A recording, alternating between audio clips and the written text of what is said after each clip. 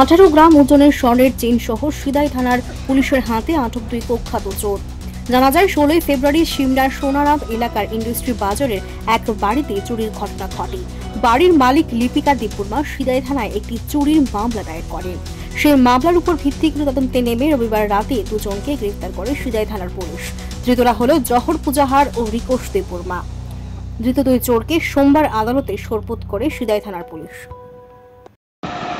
আমাদের কাছে আজকে লিপিকা দেববর্মা নামে একজন মহিলা একটা কমপ্লেন করে যে গত 16/2/2025 তারিখে উনি যখন ওনার বাড়িতে ছিলেন না, ওনার বাড়ি ইন্ডাস্ট্রি বাজার, তখন অপরিচিত 2জন দুষ্কৃতিকারী, 2জন চোর ওনার বাড়ি থেকে রাত্রিবেলা একটা স্বর্ণের চেন, যেটা আনুমানিক 18 গ্রাম হবে, ওটা চুরি করে নিয়ে যায়।